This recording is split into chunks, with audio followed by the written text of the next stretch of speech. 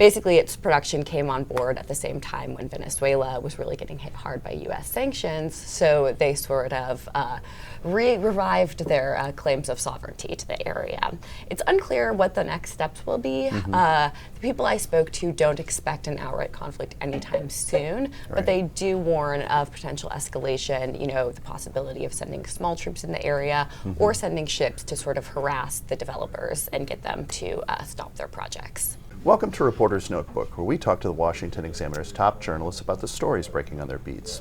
I'm Jim Antle, and I'm joined today by energy and environment reporter Breanne Deppisch. So Breanne, tell us about this big climate conference. Absolutely. So leaders wrapped their 2-week annual climate change conference. This one was in Dubai, COP28. It was the first of its kind, a really historic deal that leaders cemented there, which was to begin transitioning away from fossil fuels. In the text, this was sort of the item that everyone was watching for. And while it was a victory for some, others said it didn't go far enough, and nations remain kind of split on its achievements. So who are the winners and losers? Absolutely. So the winners were, I think, the U.S., European Union, other Western countries that had really pushed for a more ambitious text. They had been disappointed by a draft that was released previously that had called just for like a transitioning, slow phase out or phase down rather than phase out, which they said just didn't go nearly far enough to deliver the goals in the Paris Climate Accord from 2015. The losers, however, were some of the smaller, more vulnerable nations that have really been hit hard by climate change. Sure.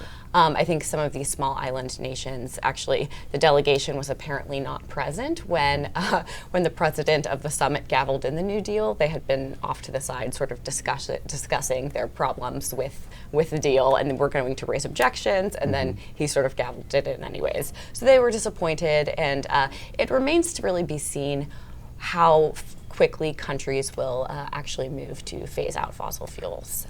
Do I have to have watched the first 27 COPs to be able to follow COP28? Not really, if my reporting is any indication. So. Excellent. Well, I know another thing that's been keeping you up late at night is the situation in Venezuela.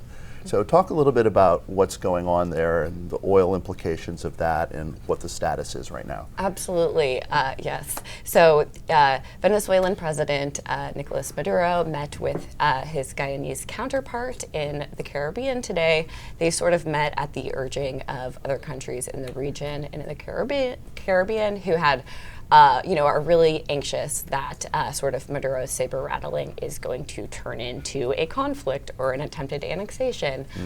They are fighting over the Essequibo, that is the 61,000 square mile territory that is home to really vast, new discovered offshore oil resources. I think they're on track to produce like 1.2 million barrels a day. And it's one of the most prolific oil fields discovered in recent memory. So yeah, and basically its production came on board at the same time when Venezuela was really getting hit hard by U.S. sanctions. So they sort of revived their claims of sovereignty to the area.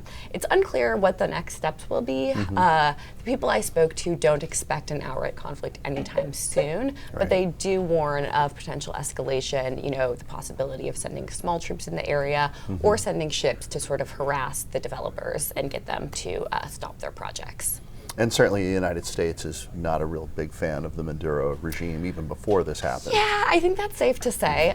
They have conducted naval operations with the Guyanese military. These were sort of standard operating drills as they build it, but they happened shortly after Maduro's referendum, sort of which he claims is a mandate to seize the region. So yes, I don't think the U.S. is looking to get involved in anything anytime soon, but they've said they stood with Guyana and its independence against Maduro's literal power grab. Yeah, exactly. Thank you, Breanne. Thank you, Jim. You can read Breanne and subscribe to our Daily on Energy newsletter at washingtonexaminer.com.